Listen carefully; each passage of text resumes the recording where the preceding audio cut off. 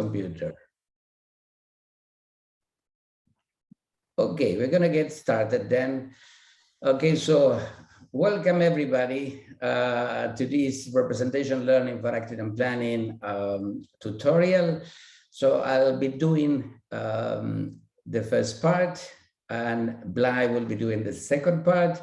Okay, in this tutorial, so we bring ideas and work from many people, in particular from people in our group, and we got some important inputs from Dominique, Simon, Andres, Jendrik, and other people on our team. Copies of the slides can be found in this address in case that you are interested. Okay, so let's see if this works. Okay. 1 second, that this is coming slowly. Okay.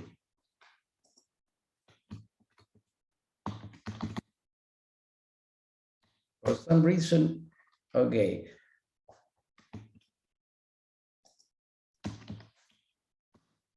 So I type, but the slides, it's the pass whenever they want. Okay, so that's a problem. Okay, now we are there. Okay, great. Okay, so basically part of the motivation for this topic, that is representation learning, and it's a word introduced by people working in deep learning and deep reinforcement learning. It's strongly influenced, okay, by this revolution in artificial intelligence, and machine learning, deep reinforcement learning, and so on. Okay, so really, these techniques have led to incredible accomplishments and breakthroughs and so on, showing the incredible power of stochastic gradient descent. Yet, of course, there are many things that one does not yet know how to do in the case of deep learning and deep reinforcement learning. And one of these problems is what people in those areas call out of distribution generalization. That in our case is a form of structural generalization. So normally the idea is that some inductive biases in these neural architectures will help. People sort of work on this idea and they get sort of better empirical results and so on, but there is not a crisp understanding. And here we're trying to get some crisp understanding in some sense, but switching ideas, okay? Rather than working with architectures, okay, for learning representation that will generalize, we're gonna be working in what I like to call language-based representation learning, which means learning representations over formal languages with the known semantics without assuming that you have any background knowledge, okay? So unlike most of the work that normally goes under the name of neurosymbolic AI, okay, where languages are used to express background knowledge to be combined with the learning process, okay, the idea here is that from the symbolic part, the only thing that will get in is the structure of the domain-independent language that's going to be used as a target language for learning, okay? So one of the ideas that this will bring is a clear separation between the what is to be learned and how can be provided in certain cases by deep learning and so on, okay? But in some, that's one thing that will distinguish when we talk about what is done normally in the normal methodology in deep learning. Actually, there was a very interesting invited talk last year at ICAPS by Joshua Benjo with a very interesting title, sort of System 2 Deep Learning, High-Level Cognition Agency Out of Distribution Generalization or Causality. And basic one of his main points is that systematic generalization, okay, is the hypothesis that arises from efficient factorization of knowledge into recomposable pieces. And in a sense, the idea of language-based representation learning is that you want to learn, in many cases, you want to learn these pieces over a formal language of your choice. And that recombinations and generalization will follow then in large part due to the semantics. Okay, this idea of learning representations, okay, given languages and the semantics of these languages is very much aligned with the traditional idea in AI. The only difference is that rather than having to write by hand, okay, representations over these languages, the idea is to learn these representations from data, but in many cases over the same languages or in other languages, okay, that you design, okay, with the task that you want to learn in mind. So the potential benefits of this departure, let's say, from representation learning, as opposed to the standard work that is done in deep learning and deep reinforcement learning, is that we're going to see, okay, you get a very powerful and meaningful learning bias. You get semantics, you get transparency, and of course, given that you have semantics, okay, there is support for reasoning. Okay, and here is where we go. Okay, so in order to make these distinctions concrete, okay, this is a problem that is taken as a benchmark, okay, in the community of deep reinforcement learning introduced a few years ago. So for those of us coming from planning and with some experience in classical planning, you look at this and this looks very much like a classical AI problem. Okay, so there are keys, there are an agent that moves in a grid, has to open doors, okay, open locks and things like that. There are some old drawers and so on. Actually, the domain in itself is very similar to a domain that we have in planning in the international planning competition. It is called the grid domain, okay, and here the domain is very much similar, okay. There is an agent and the agent gives instructions, so you get goals. So the agent, that is the red triangle near the bottom right, okay, may get, for instance, pick up the gray box that is behind you, then go to the gray key and open the door, okay.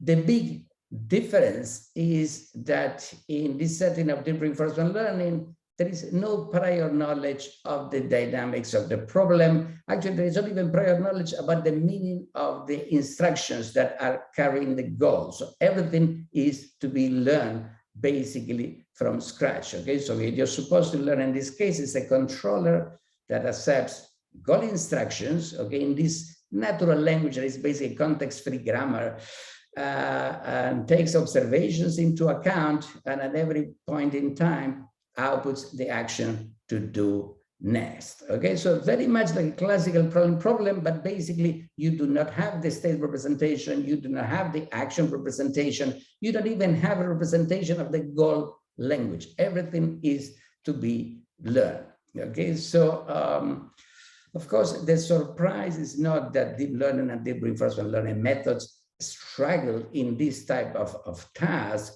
but actually they manage to get, okay, some meaningful behavior after millions and millions of trials. Again, this is with so little, okay, or no background knowledge at all. Okay, I'm very much attracted to the type of problems that people in the community of deep reinforcement learning they work on, especially these type of problems, okay, because they bring a new class of challenges for us.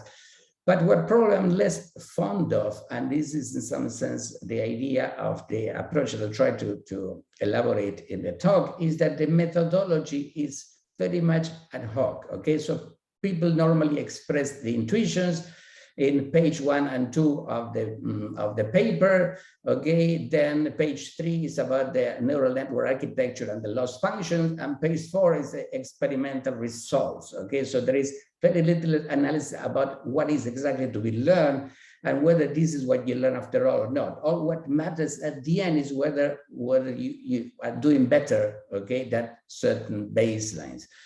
And for the purpose of understanding, that's not a very satisfying idea, okay? So from the point of view of language-based representation learning, on the other hand, the questions are slightly different, okay? So the key questions will be, what is a good domain language for representing the dynamics of these domains? What are languages also for representing reactive policies? What are the language for representing a subgoal structure? That is also a problem that people in reinforcement learning care a lot. And how can representations over these languages be learned?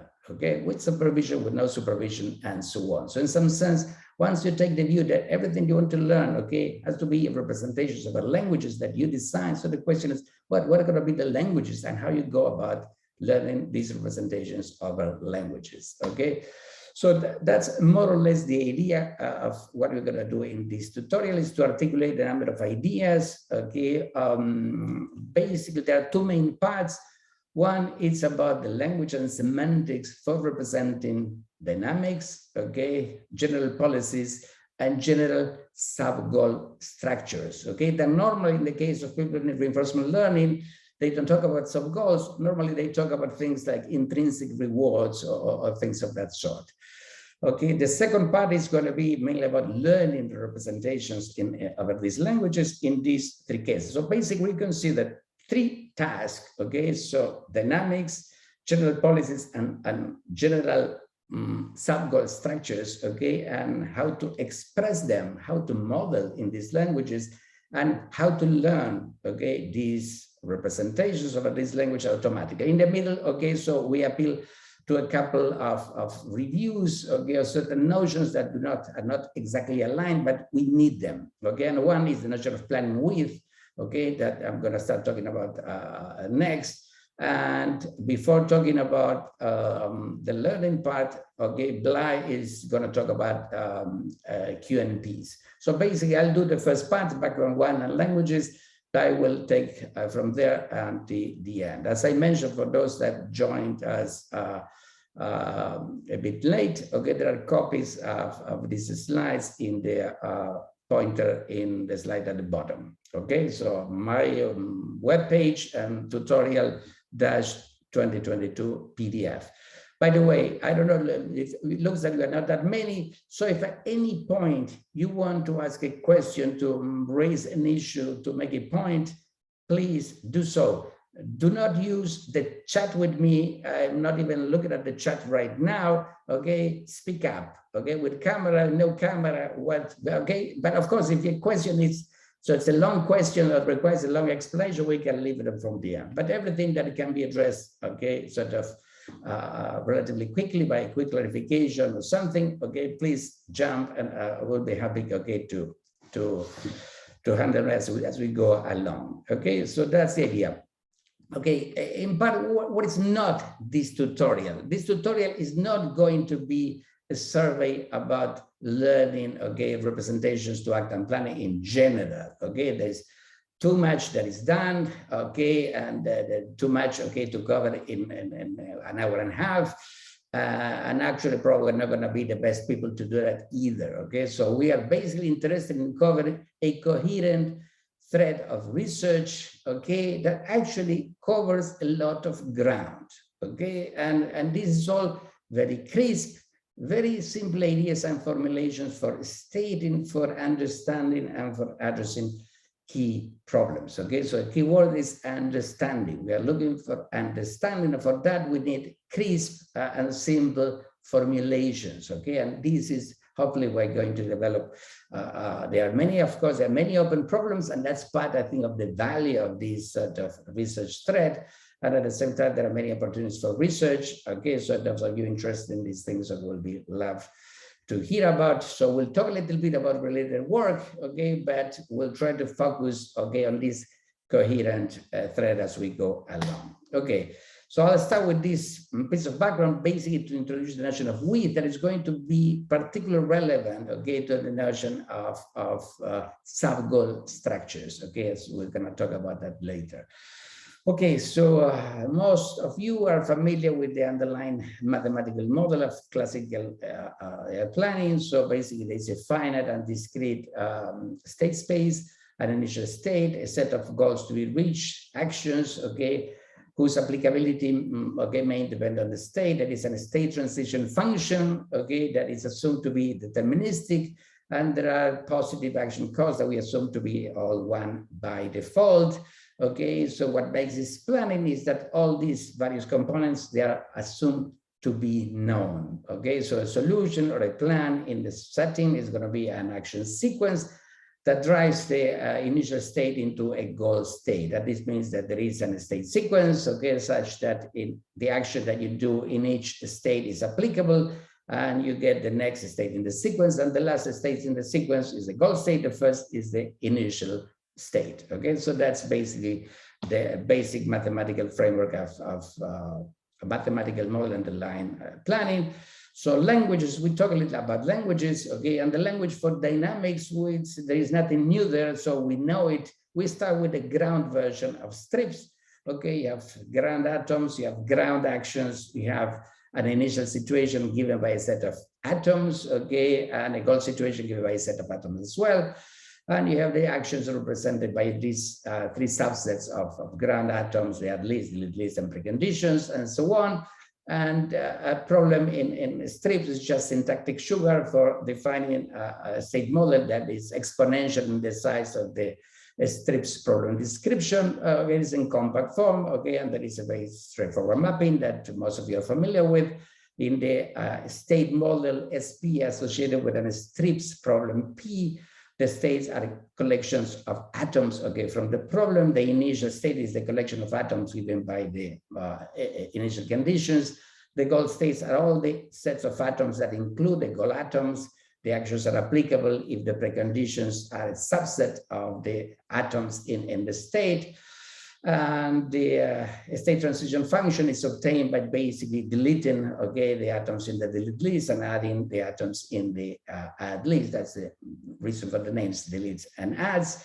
The common approach for solving planning problem, of the most common, okay, particularly these days, is using different sort of pathfinding algorithms and heuristic search algorithms that are defined on this graph that is implicitly determined by, in compact way, by these strips and encoding. Okay, so here the source of this pathfinding problem is the initial state, and the targets are the goal states. Okay, this is all textbook stuff, so very simple. To review the notion of width, so I always like to start with the IW algorithms, okay, that are very simple. So IW1 is a breadth first search that prunes states that do not make a feature true for the first time in the search. Okay, so these algorithms assume that you have a set of Boolean features F. In the case of classical planning, this set of Boolean features is given by the atoms in the problem. So IW1,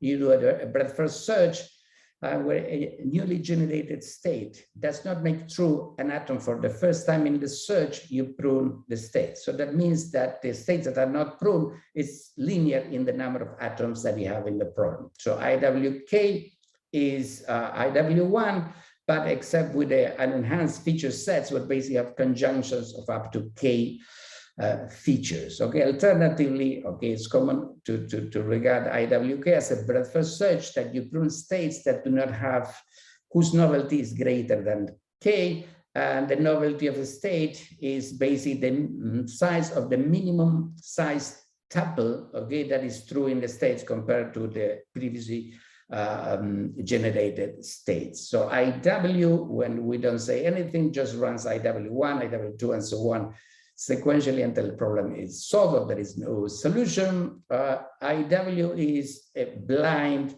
search and complete blind search algorithm like depth first search or breadth first search, but enumerates the state space in a different way using the state structure as given by the atoms in the case of planning, or using this set of Boolean features. IWK expands a number of nodes that is exponential in K, as opposed to breadth first search that is exponential in the number of atoms in the problem, and runs also in time that is polynomial, meaning that it's exponential in the fixed K that you choose, okay? And the 2K is because of the number of nodes that are not pruned, and this the need to check for novelty in the states. Okay, so these algorithms are incredibly simple. So they were developed by Nir Lipovetsky, okay, 2012. On the benchmark planning, as many of you are aware, they are very powerful when the goals of the problems are single atoms, okay? At that time, okay, so we took a large collection of all the collections of IPC domains that we could find. We split the goals into atomic goals, and basically 88% of the resulting problems were solved. That means, okay, 37,000 of problems or more were solved by either IW1 or IW2. Okay, so in some sense showing that this problem, that these algorithms are pretty effective, okay, in this family of problems when the goals are restricted to single atoms.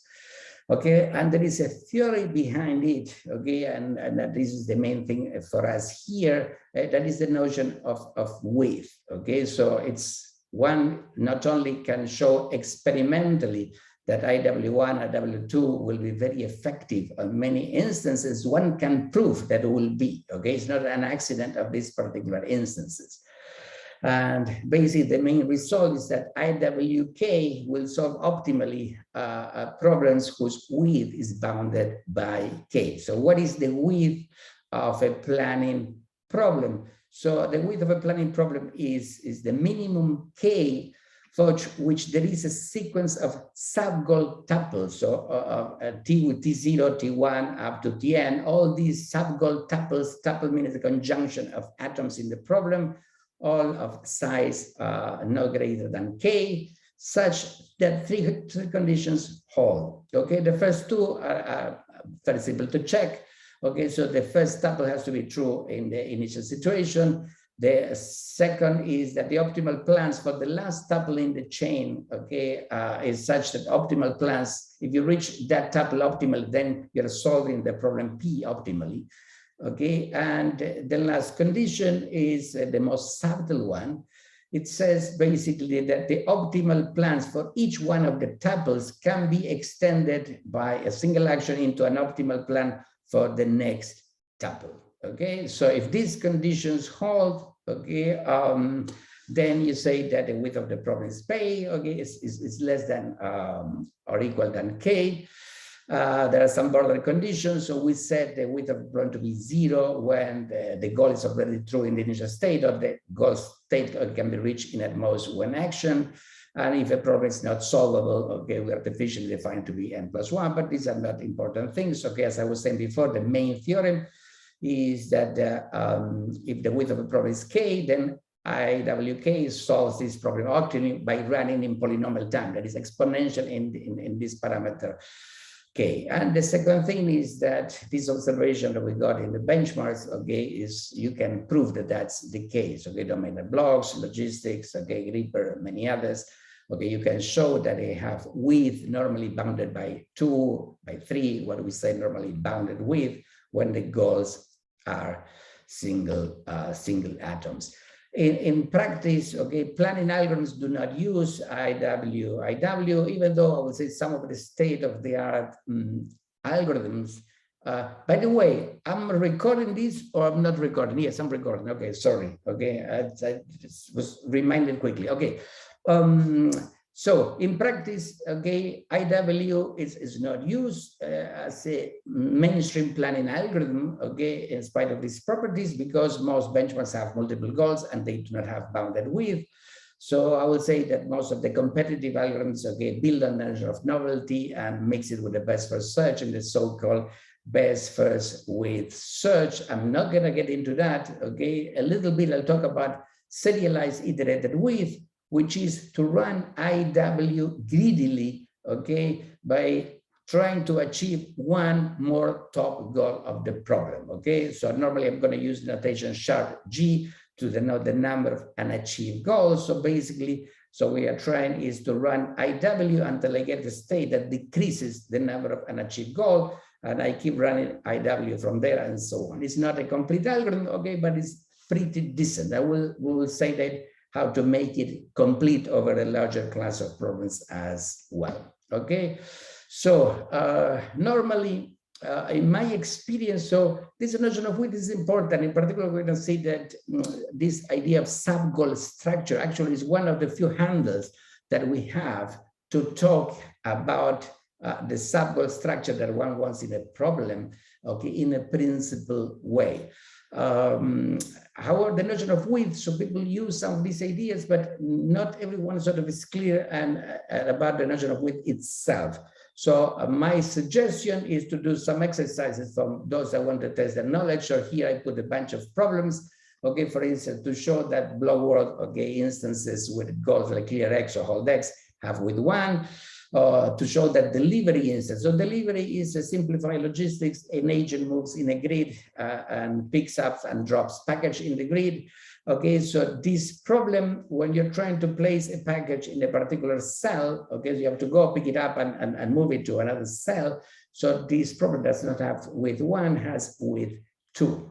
Okay, and same thing. So and to prove that other problems, okay, will not have bounded widths and so on. So I think it's a good exercise, and in order, in some sense, to prove these things, okay, so there are two conditions that are necessary. And actually, with the first one, in some sense, you can see that in many problems will not have with one or maybe even with two.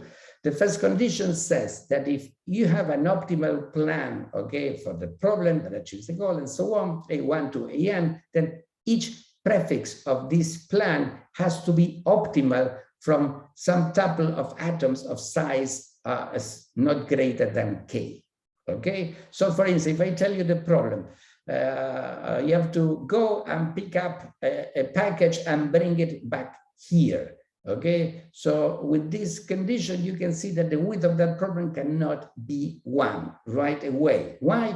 Because this plan is not optimal for any single atom. Okay, so going and coming back here is not going to be optimal for my location, and going and coming back here is not going to be optimal for the package being held. Okay, because I can have the package, so the cheapest plan to hold the package is where the package and the cell of the package is located. With this criteria, you can see that the width, okay, cannot be 1, okay, and then of course, okay, there are other tests that you can do to see whether it's going to be 2 or no, and so on. I'm not going to get into details, but it's a good idea in some sense to do these exercises to be clear that this is the notion of width that we need. Okay, so I'll move now to the language for expressing dynamics, for expressing general policies, for expressing general subgoal structures, and the semantics of this language. In the case of dynamics, I'm not going to spend too much time because, okay, this being a planning conference, everybody knows, okay, language for expressing dynamics, language for expressing general policies are less known, and for subgoal structure, it's even less known. Okay, so I'll try to go fast over the first one and spend a bit more time on the second one. Actually, the only thing basically to mention about the language for expressing dynamics that we have been planning, like strips, is that these are lifted languages. Okay, so this is a big thing, especially coming out of this PDDL standard. So planning problems are expressed in two parts. One part is the domain that is general, and the other part is the instant information where you detail the objects, the initial situation, and the goal that basically define the particular instance. This distinction is important. Not only is important, okay, for reusing the domain knowledge. So you put the domain and then you can reuse a number of instances. It's crucial because it's also reusable when you use it for learning. So it means that if an instance has the structure of being defined by the domain, by instance information, if you learn the structure of this instance, it means that you're going to be learning, okay, the underlying domain, and what you learn can be generalized, okay, to many other instances as well, okay? It's important that in reinforcement learning and deep reinforcement learning, people care a lot about generalization, but do not have the vocabulary even to talk about what is a domain, okay? What is the scope of the generalization that is thought? So two ideas have been developed in that setting, okay, borrow from the setting as well. So one is the idea of procedurally generated instances. Procedurally generated instance is that the generator of the instances knows, okay, what the domain is about, okay, even though that's never expressed declarative in any way. And the other idea that is used, okay, informally is that there is a probability distribution of a task, okay? So the idea is tasks that belong to the domain that is never articulated explicitly, okay, will have some non-zero probability. So those that get zero probability means that you don't care about generalization to those that are not part of the domain, okay, of generalization. So this is an example. So normally this in planning you express problems in these two parts, okay, and this is reflected and probably so it became a standard, okay, with the PDDL language, okay. A particular problem is expressed in a domain file and an instance file. Not much to say about this in this setting. Okay, so Blai is going to talk about learning in all these tasks that I'm describing, so learning dynamics, learning general policies, and learning subgoal structure. Okay, in each case, I'll try to convey the idea with a single slide. Okay, so if every planning problem, okay, P given by a domain and instance information, okay, defines a unique state graph, okay, that we call GP, if P is a planning problem. So learning is cast as the inverse problem, okay? Rather than going from the planning problem to the graph, here's somebody give us a bunch of graphs, and we want to learn, in some sense, what is the simplest generator for these graphs, okay, in the target language that I have, okay? Maybe strips, in this case, it's lift strips, okay? We have action schemas, domain predicates, and so on. So basically, the learning problem becomes, given a bunch of graphs, find the simplest instances, okay, such that the graph generated by this instance are isomorphic to the given graphs, okay? And this problem can be expressed as a combinatorial optimization problem and solved in this way. So once you put an upper bound on the number of predicates, the number of additives of the predicate, additives of the actions, and so on. Okay, so you have to specify what is the criteria of simplicity. Okay, and normally you take into account those additives, the number of predicates, and things of that sort. Okay, there are extensions of this work. Okay, so what happens if you don't have the entire graph? Okay, then you have a path with all the children, and what happens if you have missing observations and things of that sort? Okay, but basically the idea of this work is very simple. Okay, so that there is a lot of implicit structure, okay, in the given graphs, once that you take a particular compact way of generating these graphs. In this case, it's given by this very compact and reusable strips representation. Why they are reusable? Because you learn the domain, and once you have the domain, okay, then you can apply it to many other instances as well. Okay, there are many related threads in planning and learning. Okay, most of the work, okay, assumes that the domain predicates are known, in some sense that you can observe the structure of the states. Here is different. So here you only get to see the structure of the state space, okay, not the internal structure of the stage, whether with noise or partial observability. So basically, you have to discover, in some sense, the action schemas and the predicates that are involved. Okay, so there are closer to this work. So for instance, learning schemas in the lossy system, okay, where basically you learn from ground traces. So in that case, you get not the graph, but you learn traces, and you get the ground actions, okay, with the arguments as well. So there are also deep learning approaches, okay, to learning action schemas, okay, from image via autoencoders, okay, not much.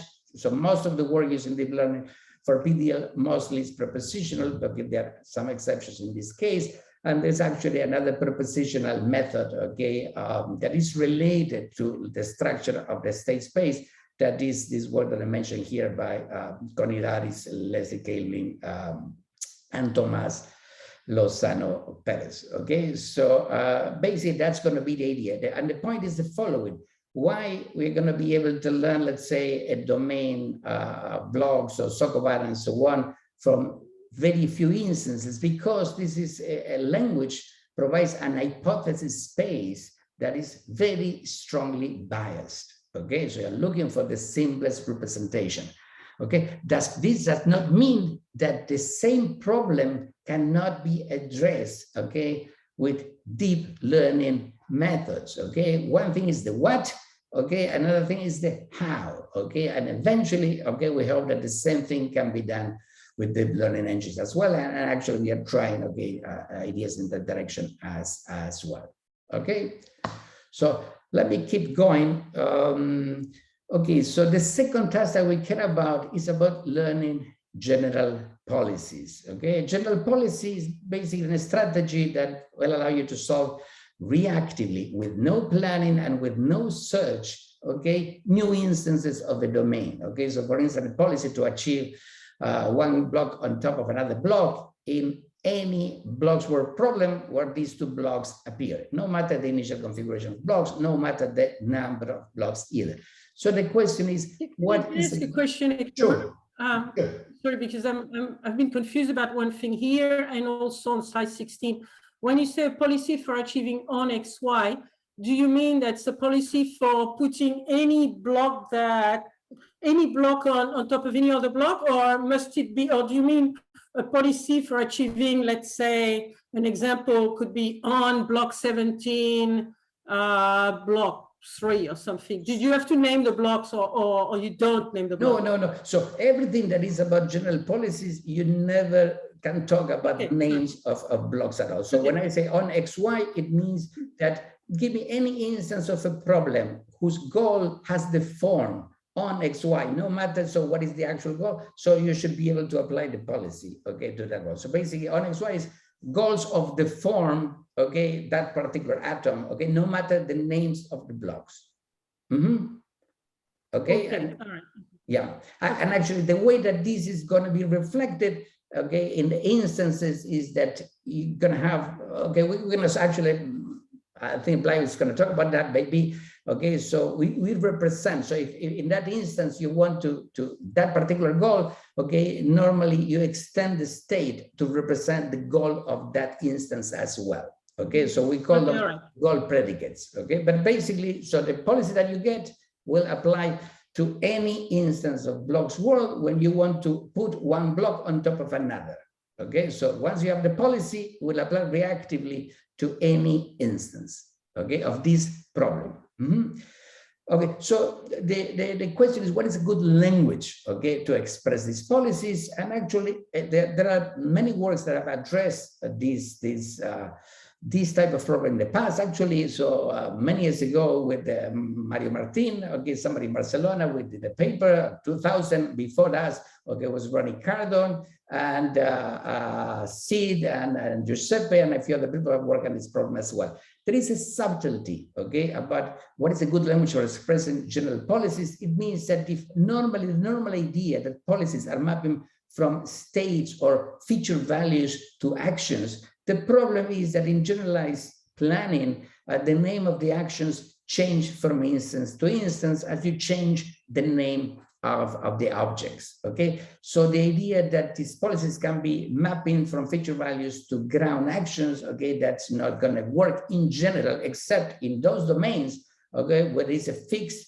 set of pools. So this appears as people saying, so we assume that there is a common pool of actions, okay, in the set of problems that we deal. But if you don't want to do that, which normally you don't want, okay, then you have to deal with this subtlety, okay?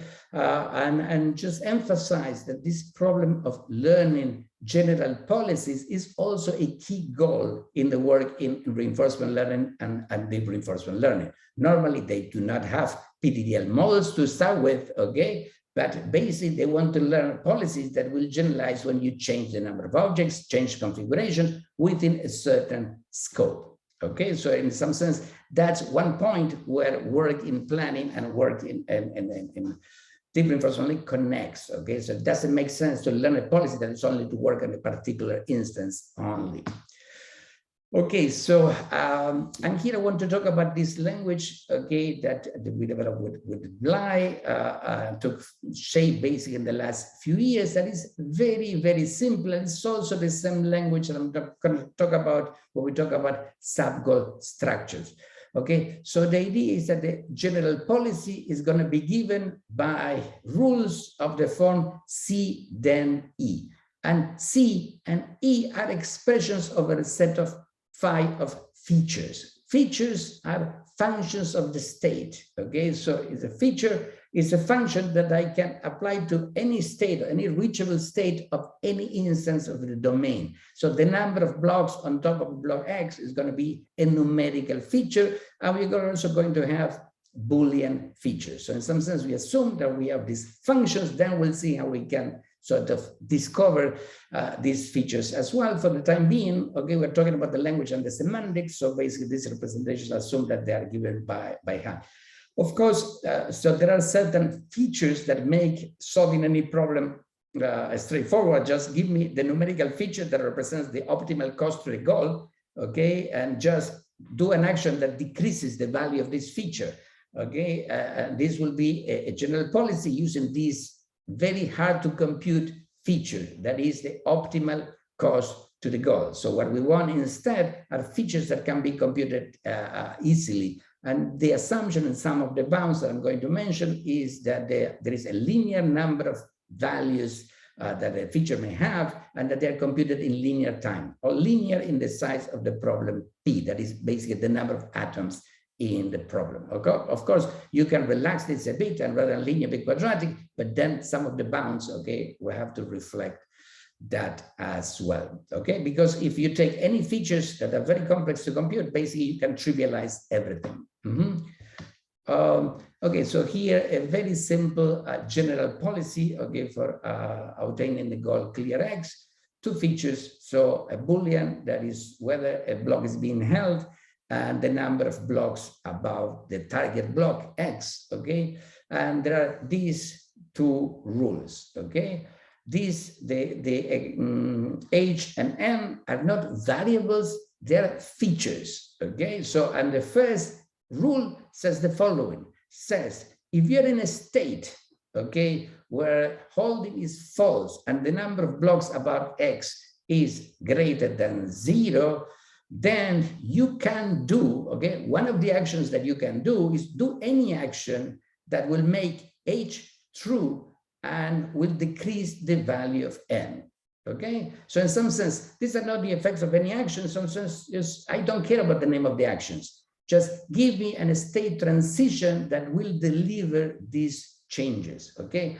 When holding is false and the number of blocks is greater than 0, so give me any action, okay, that will lead me to a state where H is true and the number of blocks decrease. The second rule says that if holding is true and the number of blocks it's above X is greater than 0, just give me any action that will lead to a state where H becomes false. Everything that is not mentioned in the expression, for instance, in the second rule, okay, we don't get any N, it means that N has to keep its value, okay? So basically saying, so you cannot comply with this rule by doing an action that puts the block back on top of X, okay? Because that will increase N, okay? And this rule says, okay, make H false while not changing the value of any other feature. If the value of other features change, you have to say that in the effect expression of these rules, okay?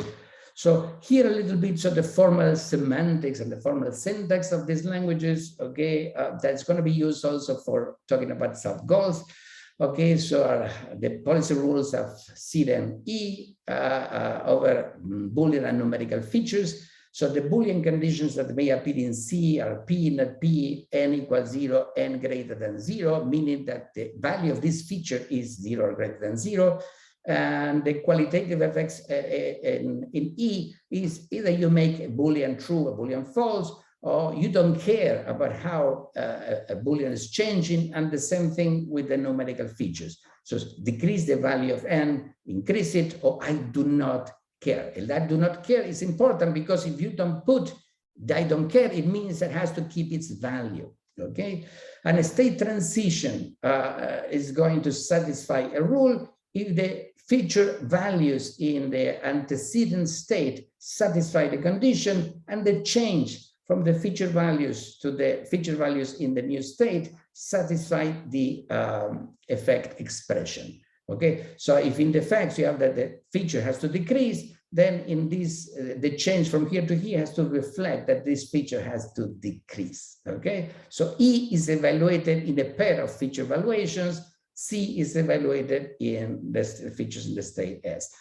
Okay, so a policy for a class of problems is going to be given by a bunch of rules of this form. A transition is going to be compatible with the policy if the transition satisfies a policy rule. It means, so from a state, I may go to many states, okay? So in some sense, the policy is non-deterministic, but because normally there are going to be many transitions, okay, that will satisfy some rule in the policy. A trajectory is going to be compatible with the policy if the initial state of the trajectory is the initial state of the problem and the transitions are compatible with the policy. Okay, so basically the policy will solve a problem if all the maximum trajectories are compatible with the policy reach the goal, and solves the collection of problems if it solves each problem in P. So basically the main notion here is the notion of what it means, okay, for a state transition to satisfy a policy rule. The rest is all non-deterministic. So all the cases, all the transitions you take that satisfy the policy have to lead to the goal, okay? Hector, and the satisfaction there, yes, the satisfaction there have to preserve that. You need to check that that you preserve yes. anything that is not mentioned there. It means okay. it means that if I have in the E, I have that n has to decrease, then the value of n here has to be lower than here. If it increases, has to be higher. If it's n question mark, you don't care about the value of n. And if n is not mentioned in E, the value of n in F and F of S prime has to be the same.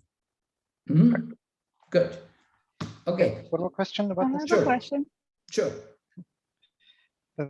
Sorry, there was someone else, I think. You can go first. Okay. Speak louder. I was wondering what do you mean with maximal trajectories? Okay, maximum trajectories here it means so you can do a trajectory with 2 steps. Okay, those trajectories do not have to reach the goal. Okay, so in a sense, for the notion of solving a problem, it means that if you keep applying the policy until you cannot apply it anymore, either because you reach to a state where the policy does not lead to any action, or because you reach the goal. So we're saying that at that point, okay, so you have to reach the goal. Mm-hmm. So if you drop the max, so it's not true that all trajectories, because there are trajectories with 2 steps, 3 steps that don't necessarily get to the goal. Mm-hmm. So basically, if you keep applying the trajectories, you eventually, okay, have to reach the goal and not stop before and not end up, let's say, in an infinite loop without reaching the goal. Okay, that will be examples of a policy not solving the instance. Okay, thanks. Okay, Blai, give me 5 more minutes. Mm-hmm. Okay. Sure. There was another question, I guess. Yeah. Yeah. So my question was, how would the representation change if we had, say, 2 blocks which were, related to clear X? If we had, say, block X, which for which you use the notation n to represent number of blocks above X, but if Yes. there's another block, say Y, which is also relevant, and that Y might or might not change according to the problem at hand. So how would that? So would there be a single symbol representing that, like representing number of blocks above Y as well? Or can we have n as some kind of function where, or like first order predicate where n of X would indicate the number of blocks over X? Okay, if I understand the question correctly, okay, so if you give me now an instance with clear B15, okay, then n will just track the number of blocks on B15. Okay, so this policy assumes that basically, so the X has been marked, is in the goal. So the goal is clear B15, then n just keeps track of the number of blocks on top of 15, nothing else, a single number. No, but okay, I understand that if you need to track the number of blocks above 2 different blocks, right, like X and Y, then you need two different features like N and M. And for example, when you want to design a policy for obtaining on X, Y, then you need to keep track of how many blocks are on top of X and how many blocks are on top of Y, and then you need 2 different features. Okay. Right. My question was, what if the Y is not tied to the goal? So the clear X, so X variable is tied to the goal, but some variable Y, which is some intermittent subgoal, which is not tied to tied in the goal, like not specified in the goal. Yeah, I mean, maybe you need, I mean, if you need that feature, you will need a different symbol. I mean, these features are not parameterized. Yes. Okay, but okay, or if you want, they are parameterized by the goal in the instance. Okay, so you give me the instance with goal clear B15, so n will track that. If you give me the goal is on XY, you're gonna a general policy for on XY, then you're gonna need two numerical features, as Blai said, and so on. But maybe no, that's it. Let's get back to that maybe later. Thank you. Okay. So once I stop, this gets tired, and okay. Any other questions? I wait for this to move. Why is it not moving? Okay. So something freezes. Okay, here. Mm-hmm. Okay, be patient because you are going to go to the end. Yes. Okay. So here another policy. I like this one. Okay. So this is the delivery problem I mentioned before. Okay. So you have objects spread in a grid, and with an agent. The agent is supposed to pick up packages and take them, all of them, one by one to some target cell. Okay. So here the features are H, Boolean, whether you're holding an object, P and T, that are distances, the distance to the nearest package and the distance to the target, and N tracks the number of undelivered packages, okay? And you can express a general policy to solve instance of this problem, any grid size, any number of packages, and so on, with the 4 rules below. So for instance, the first rule says, if you're not holding a package and you are at a distance greater than 0 from the nearest package, then do an action that decreases the distance to the near package, no matter what the effect on the distance to the target cell is, okay? The features that are not mentioned are not supposed to change. So the second rule is, you are not holding a package and you are next to the nearest package, okay? Do an action that gives you hold, means pick it up, and without paying attention to the effect of this action on the distance to the nearest package, and so on. Okay, and the point is that you can take this general policy given by these 4 rules and prove that it's going to work. And we go there too. So I'm going to speed up a little bit.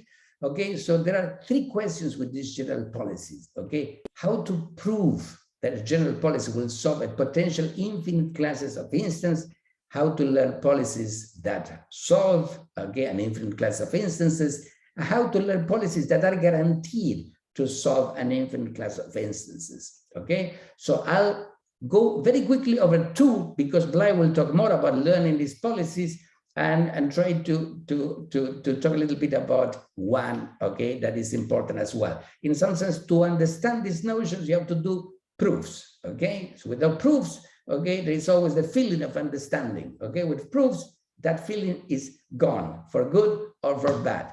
Okay, so here is basically the idea that's going to be used to learn these policies. Okay, so given a known domain, so you know the domain predicates, you have training instances over the domain, and you have a pool of finite features over the domain, each with a cost and so on. So find the cheapest policy over these features that solve all the training instances, okay? And once again, so the question is, where this pool of features is coming from? Well, it comes from a description logic grammar that is a fragment of 2 variable logic, okay, and so on. And the problem, once again, can be cast and solved as a combinatorial optimization problem.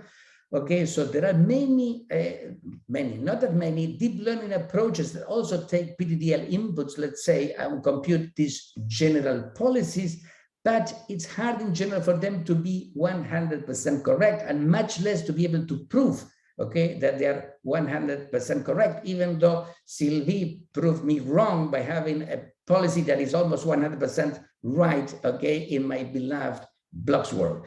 Okay, there are actually some recent work that tries in some sense to get the best of both worlds, okay, sort of meaningful and hopefully more transparent policies that have near perfect coverage while avoiding the need of a pool of features. And Simon will talk a little bit about that during the conference, okay? So the question, how you go about proving that this policy will solve all instances, actually instances when the initial situation have H false. And there are actually a couple of dimensions that need to be. One is soundness. So every time that you reach a state, okay, the policy has to be compatible with some state transition. Okay, so if you reach a state and there is no state transition compatible with the policy, we say that the policy is not sound. And the second thing is a cyclicity, okay? You don't want that the transitions that are compatible with rules, okay, to be able to form a cycle. And so if the policy is sound and it's a cyclic on this class of problems, and actually there are no dead ends, even though dead ends are relatively easy to handle, but will require another slide. So this means that the policy will solve these classes of problems. So a good exercise will be to show that the policy given by these two rules here, okay, is sound, okay, and is a cyclic, okay. With these, given that there are no dead ends, the theorem will tell you, okay, that the policy will be correct, and so on. And we reached another point that is, okay, in many cases, you can prove that these policies will never get into a loop, no matter the instance, no matter the domain, because you can show this as cyclicity by looking just at the policy rule. And the criterion that achieves this is the notion of termination. And it's a notion that is coming from QMPs. And there is an algorithm that is exponential in the number of features that is bounded, okay, for this generalized setting. It's called C. It was developed by C. Srivastava, okay. It's a very clever algorithm and basically allows you to prove that this policy, no matter to which problem you apply it, okay, it will never cycle, okay. In some sense, and structural conditions have to do with the structure of the policy rules, okay. I have to skip the details, okay, but be happy to ask. So last question, okay, and I'm getting a bit behind, okay, is the third task that we have is subgoal structure. Okay, as I mentioned, it's a very important problem in planning, also in reinforcement learning. And there is, okay, there are languages to talk about subgoal structure, okay, traditional HTNs in planning, and more recently people have talked about LTL, but these are complex languages that do much more than expressing subgoal information. So I'll talk a little bit about a language that is very compact and is only just to talk about the subgoal structure of problems. And the nice thing is that the language is exactly the language of the policy rules that I described before, and the only change is a slight change in the semantics, okay? And I'm gonna get there. So basically with these sketches, as they are called, in this work, okay, with Blai, okay, that follow-up work with Dominique and Gendrick and so on, so you can express in a simple way, you can express full policies, or you can express the simple form of subgoal structure, okay, that is simple top goal serialization. The semantics of this language is basic semantics of policy rules, except, okay, with a tiny difference we will see in a second that is very important. Sketches are used to split problems into sub-problems, and this is where the notion of width comes in, okay? So in some sense, we want to split problems into pieces that have bounded width.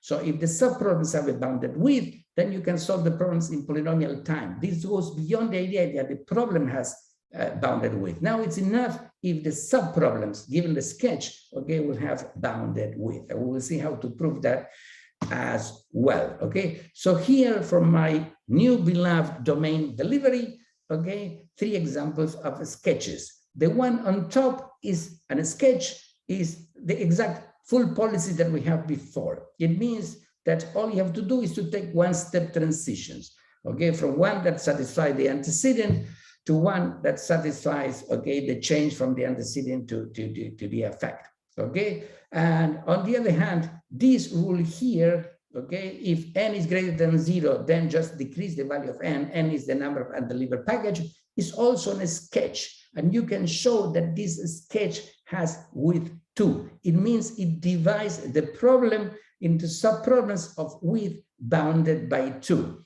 This, okay, in the same syntax as the policy rule, has sketch width 1, meaning that divides any instance of this domain, okay, into sub-problems of width 1. It means that you can solve these problems by running IW1 iterative in a certain way. Remember, so these are the features that we have.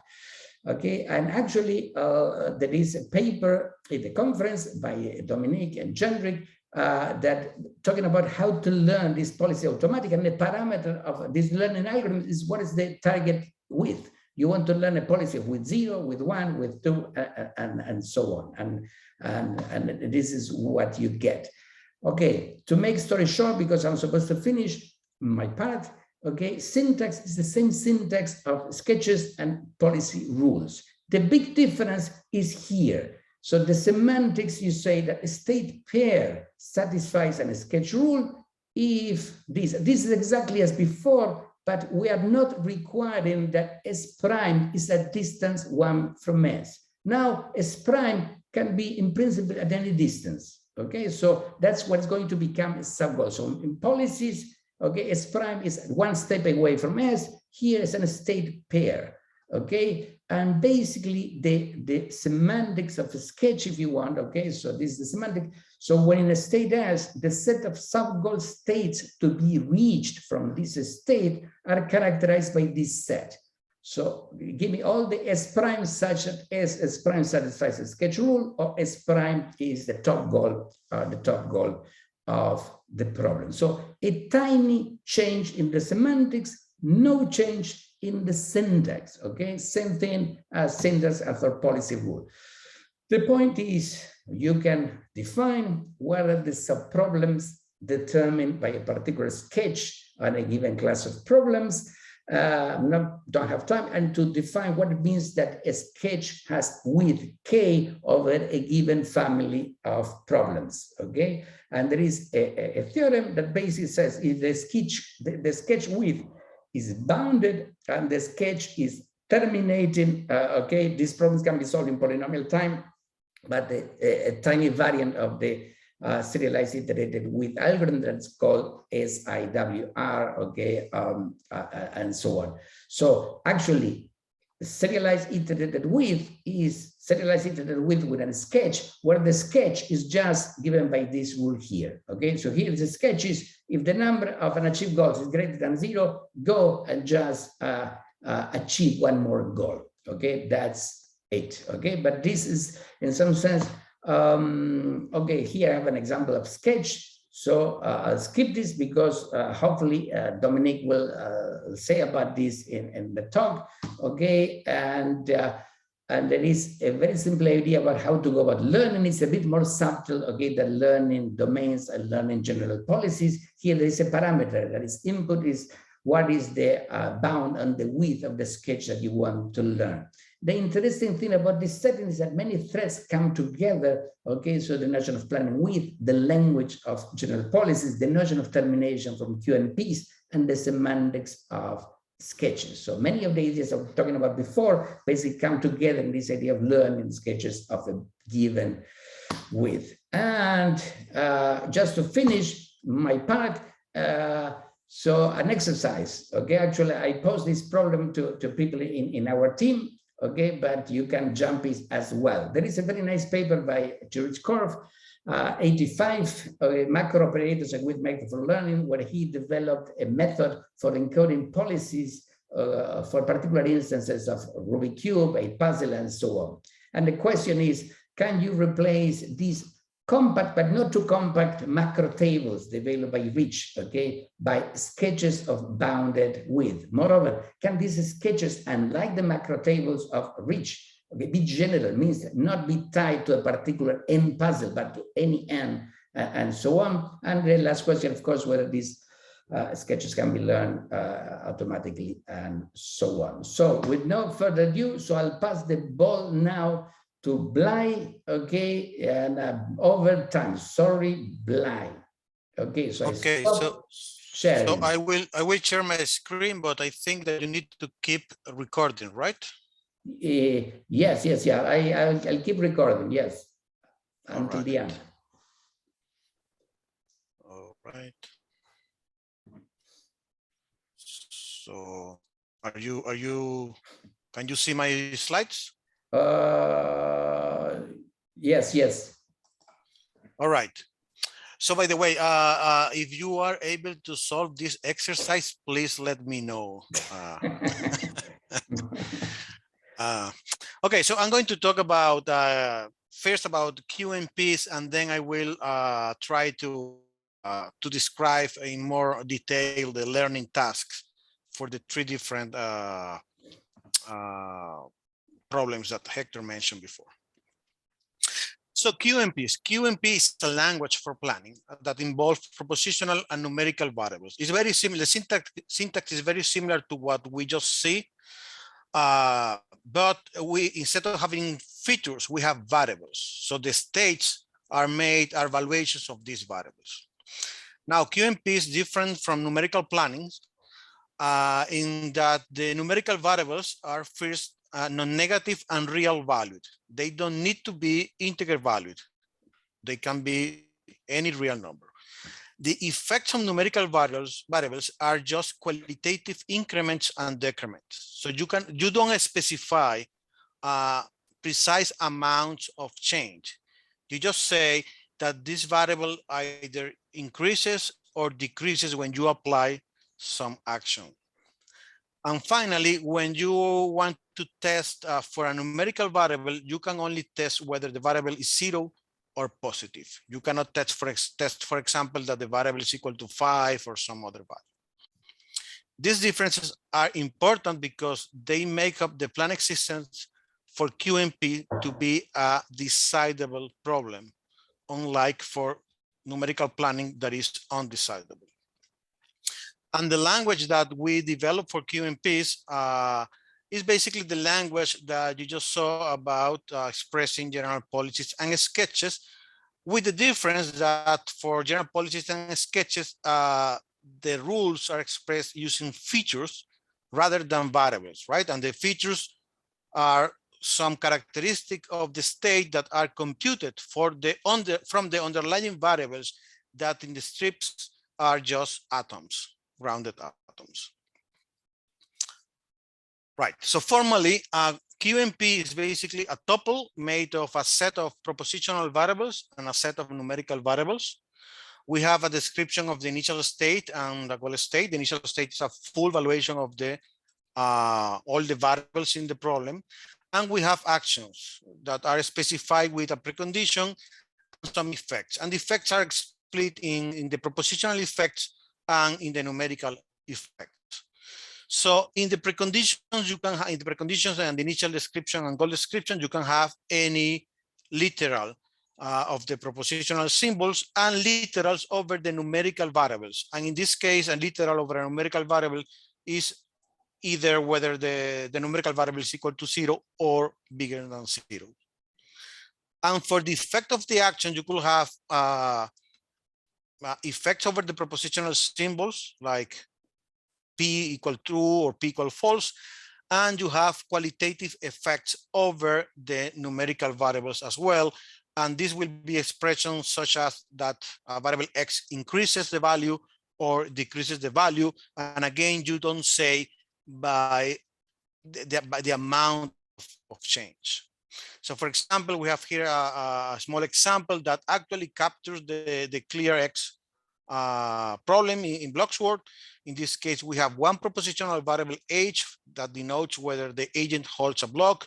We have one numerical variable N that counts the number of blocks on top of block X. And then we have the initial state is any state in which the block X has some blocks above it and the gripper is holding nothing, and you want to reach a state in which the block X is clear, namely that the number of blocks above X is equal to 0. And you have two operators that look exactly the same as before, as the rules that we saw before, but in this case, as we just said, these are variables in the problems. These are not features, right? So the semantics for the QMP. So first, a policy. A policy is a partial map that maps a state into actions of the QMP, with the only restriction that two states that are qualitatively similar, they need to map to the same action. And by qualitatively similar, we mean that they make exactly the same set of true literals, either propositional or numerical literals. Definition: a policy pi solve a QMP if all the maximal trajectories that are fair, trajectories induced by the policy, reach the goal. And what is fairness in this setting? Where we say that a trajectory is unfair if a numerical variable decremented, if there is a numerical variable that is decremented an infinite number of times and incremented only a finite number of times. So in this definition, there are two things that needs to be mentioned. A trajectory is unfair, can be unfair only if it is infinite, right? Because there must be an infinite number of decrements. And if you have such a trajectory, basically the underlying assumption is that the value of the variable has to hit 0 eventually along that long trajectory. So if you can still go infinitely often decremented the variable, meaning that it has not reached 0, then the trajectory is deemed as unfair. So a theorem by Srivastava et al., they showed that a policy solves a QMPQ if the policy is a strong cyclic solution of a font problem. A font means fully observable, non-deterministic problem. And this font problem is obtained from the QMPQ in the following way. I mean, remember that a font problem, it is only constructed from propositional variables. There are no numerical variables in a font problem. So the first thing that we need to do in order to obtain the font problem is to replace each numerical variable x by a Boolean variable x bigger than 0. That's the name of the variable. And the negation of the variable is denoted by x equal to 0 because the variables are non-negative. And when we have a qualitative effect in an action that increases a variable x, we replace that by making the literal x bigger than 0 true, and the qualitative effects that decrement a variable are replaced by a non-deterministic effect that either keeps the value bigger than 0 or the variable x becomes 0, right? Because when you do a decrement by some non-specified amount, the result of that is either the variable being bigger than 0 or finally it becomes 0. And by strong cyclic, I mean that every reachable state in the state space of the QMP is connected to a goal state by the policy pi. So if you have a policy that satisfies these two criteria, that is strong cyclic and terminates, then that is a solution for the QMP. There is another way to obtain a solution that basically just relies on the strong cyclicity, but that is by reducing the QMP to a font, but that is much more complex.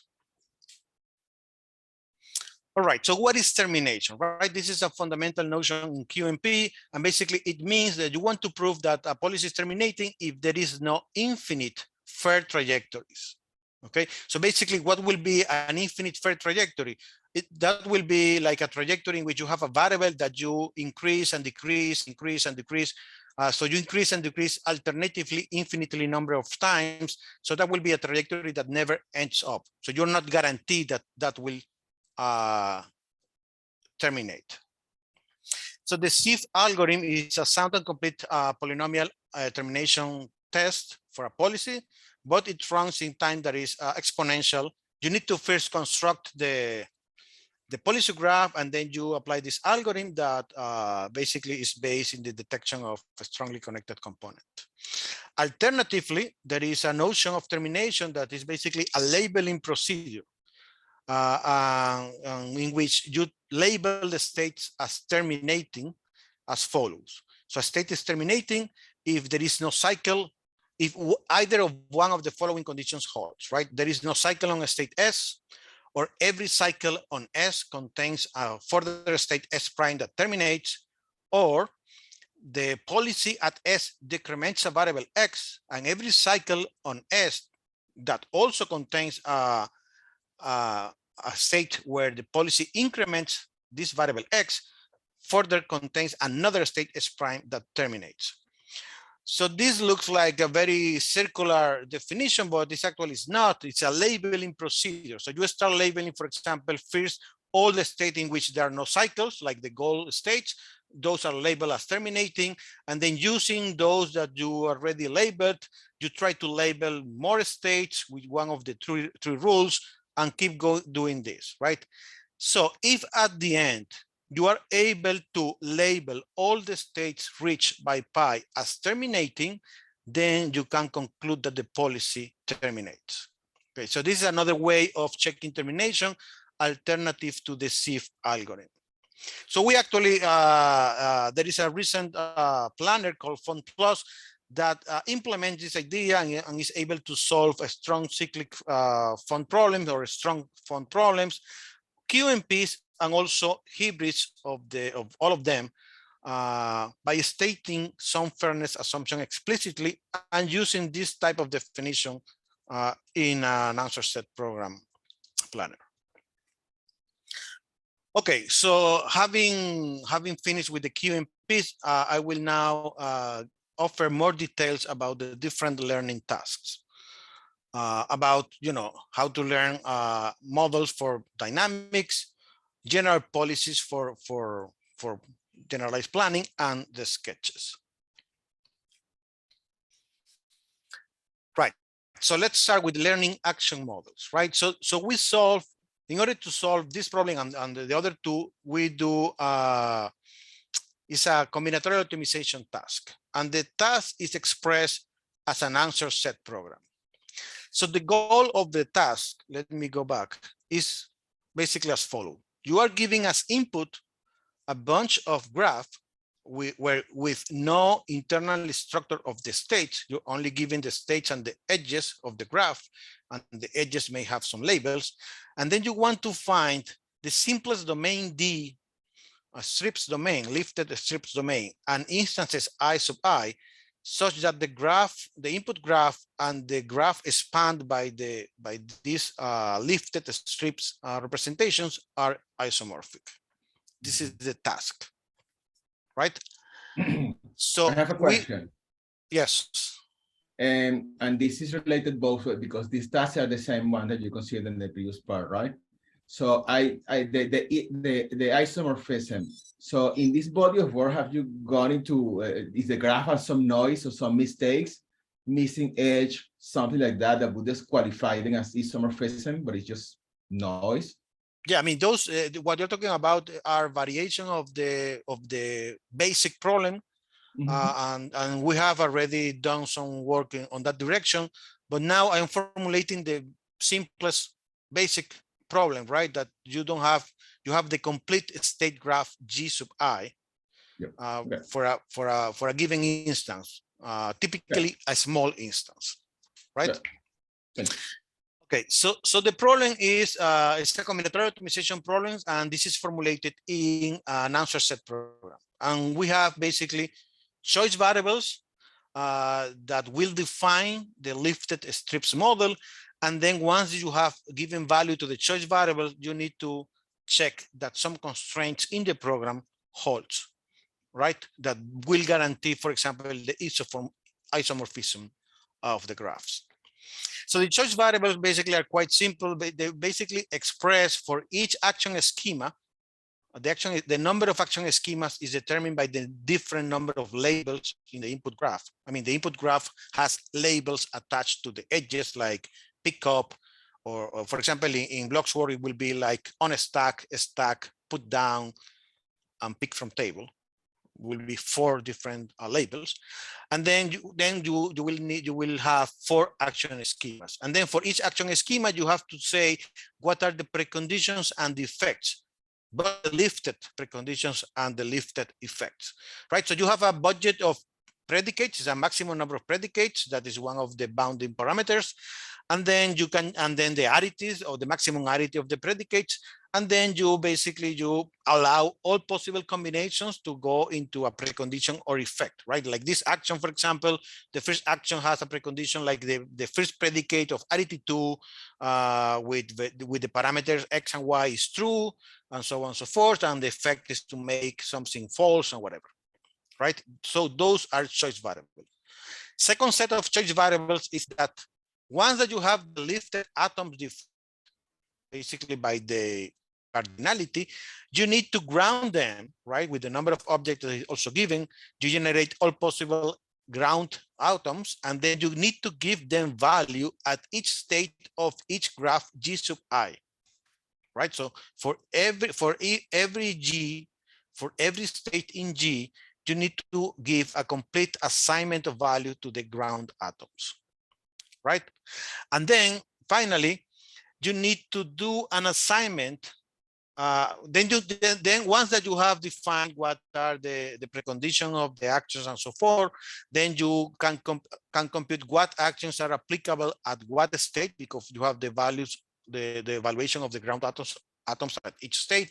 And then you need to assign the applicable actions, the ground actions, to the labels, to the edges in the input graph. So this edge in the input graph is assigned to this ground version of a stack or on a stack. So that's another choice variable. And once that you have determined all the values for the choice variables, then you check the constraints.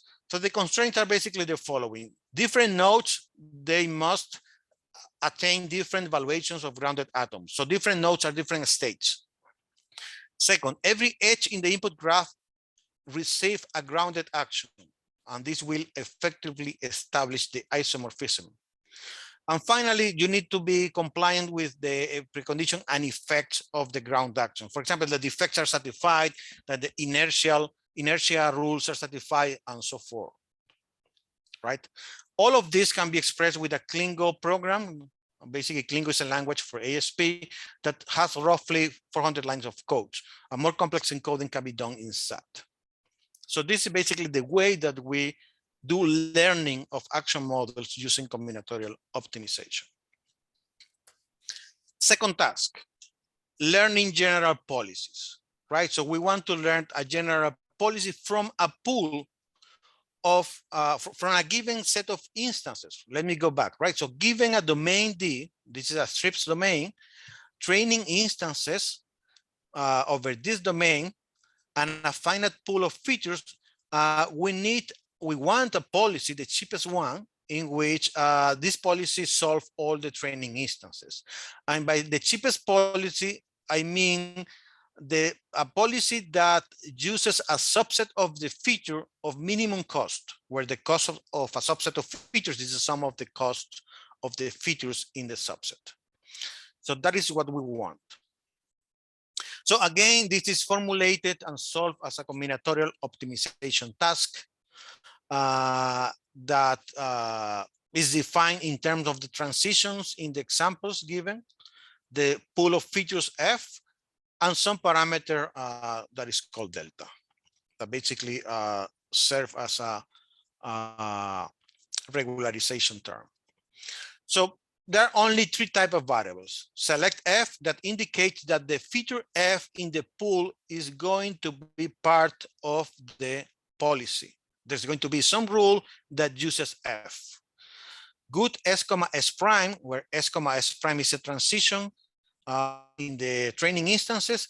And this says that this transition is a good one. That is, that this transition is compatible with one of the policy rules.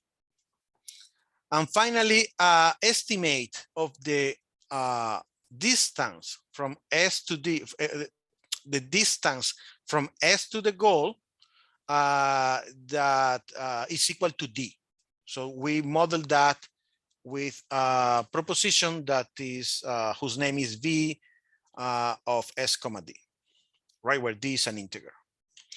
So the constraints are the following. First of all, for every non-terminal or non-goal state S, non-terminal is non-goal or not end, there must be at least one selected transition by the policy. So at least one transition starting at S should be selected by the policy.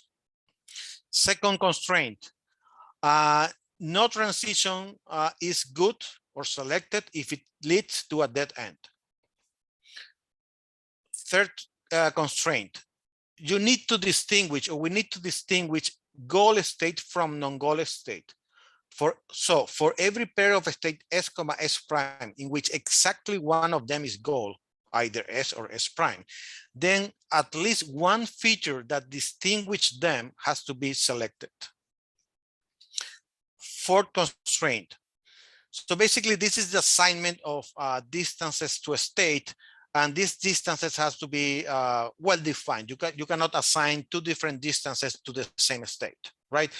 And we also want that the distances are kind of regularized, that they are not too far away from the optimal one, right? So this delta bounds what could be D. In the experiments, typically you use delta equal to 2 or 3. Fifth constraint. So basically the distances that you have assigned together with the selected edges or transitions that are marked as good, they do not make up cycles, right? So if the transition from S to S prime is a good one, and the distance from S to the goal is D, and the distance from S prime to the goal is D prime, then D has to be, I think this is, I think it's different, right? So D prime has to be bigger, smaller than D. There is a typo here. And finally, you need to distinguish good from bad transition. So if for some reason you have selected one good transition, S, S prime, and you have marked another transition as bad, as T, T prime, then both of them has to be distinguished by the selected features. And that is captured by this formula we call D2, okay? The two transitions cannot look identical when you look at them through the features. So we can prove that this formulation is actually correct. So you just do have a program for this. You solve this with a combinatorial optimization. You try to minimize the cost of the selected features, and that will give you a policy that solves the training instances. And then by the criteria of minimization, that typically ends up in a policy that solves much bigger instances, sometimes the complete benchmark. Any question? Well, I think that we are almost out of time, right? So yeah, we're gonna go 10 minutes over time. So we're now, so and for those willing, so we stay another 10 minutes to answer questions or talk or anything. Okay, so yes, okay. So we are just a few slides to end. So final learning task, learning general sketches. So again, the problem here is that we have some domain D, a strips domain.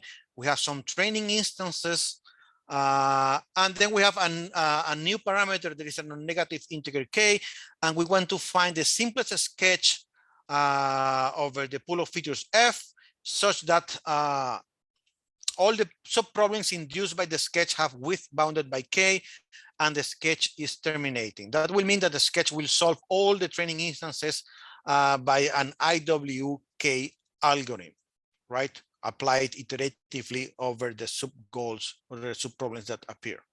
So that's what we want to do. And then in this case, there is also a formulation of this in answer set programming. There is a fair amount of preprocessing in order to, for example, guarantee that the resulting width of the sketch will be k or bounded by k. And basically the preprocessing basically means that for every state in the training instances, you need to run IWK to discover all the states that are reachable from that state S by a bounded search with width k. And then you discover all the tuples that are in that subset of reachable states. All right, so that is the preprocessing basically. So the variable, again, we have whether select F that tells you if the feature F is selected. We have basically the variable that tells you what are the condition and defect for every rule. This cont I, F, V tells you that the ith rule has the feature F in the condition, in the body, and with a value V. And the value could be if it is true or false in case of propositional features, or if it's equal to 0 or bigger than 0 in case of a numerical feature, and something similar for effects. Now, then you have a variable that tells you whether some state pair complies with the rule I. Once that the rules are defined by variables 2 and 3, you can then assign a truth value to satisfies just looking at the states and the rule that you just defined. Subgoal S, T basically tells you that the subgoal, when you are in state S, the subgoal that you need to reach is the tuple T, where tuple is a tuple, where T is a tuple of features of width smaller, less than or equal to K. And subgoal S, T, S prime, basically that says when you are in state S and you are trying to reach tuple T, and you have reached tuple T, S prime is one of the possible resulting states. Because when you defined a goal to reach, there are many different states that can satisfy that goal, and that will be S prime, right? So you may have different S prime. So the constraints are the following. First, the first constraint tells you that the rules are well defined. Sorry, Blai. Can you repeat again the subgoal, because this is the key difference with the other one, right? Yeah, for example, you are in the clear X problem, right? And the subgoal is to have the gripper empty, right? So you're holding a block and then you want the gripper to be empty. So there are different states that will satisfy that goal, right? Like, for example, put the block that being held on the table. That will be one state S prime, or put that block on top of another block that is irrelevant, on top of block X or A. That will be another S prime that achieve the subgoal, but it's a different state. So for every state S prime that achieve the subgoal T from a state S, you need to mark it with that variable, right? But so both 5 and 6, they are connecting from states to tuples, and this is, and you are able to control the problem with this direction. It's not about 5 and tuples. 6 are connected as given by constraint 3. Okay. So constraint 2 define the subgoal to achieve when you are in state S. Constraint 3 tells you what are the possible end states when you are in S trying to reach T. Okay. Blai, Then, yes. I think so. Yeah, I Let's think try that to we are wrap running up, out of. and then so with people that are left and so on, we can sort of answer questions and so on. Mhm. Yeah, okay. So the bottom line, you can formulate this an ISP problem, you can solve it, and once you solve, you have a solution, you will have a sketch that is guaranteed to have a width bounded by K on the training instances. And when you do the minimization, basically, hopefully you are aiming at a sketch that will have that width for the whole benchmark. So if you want details, you can also attend the presentation at the conference. Okay, I want to skip this one. This is about the pool of features, how to obtain that. Basically, we use a description logic grammar. And I think that I also want to skip this. This is basically the paper that Simon is going to present about how to obtain general policy, not by combinatorial optimization, but by using deep learning. And then the follow-up work that is going to be presented at KR, that the work in ICAPS focus on optimal policies, and the work in KR, we focus on unsupervised learning for non-optimal policies. Okay, so let's finish by wrapping up. Basically, we have presented the main motivation for this work, or the main message, is that, you know, like is to define what you want to, or separate what you want to learn from how you learned it. And for the what is like, if you want something reusable, interpretable, that you can reason about that, the best way to go, one way to go, is that the what is to have what you want to learn expressed in some domain independent language, right? The semantics of the language is going to give you all those properties for free. So once that you define the target, then focus on the how, right? And then we saw example of 3 different hows for 3 different whats. All right. So this is basically what I just said. Finally, the challenges is that we have seen 3 different hows of how to solve 3 different problems using combinatorial optimization. Now, there is an scalability issue here, right? The ASP program or SAT, they suffer a scalability problem when the instances are bigger. So there is this idea that we want to pursue or to use deep learning methods in order to solve some of these problems. So we know what we want to learn, we know the what, and now we are thinking about the how, whether we can trade the combinatorial optimization method by some deep learning methods. Okay. And there are different challenges as well, like for example, what happened with continuous domains in space time, or if you have stochastic or non-deterministic domains.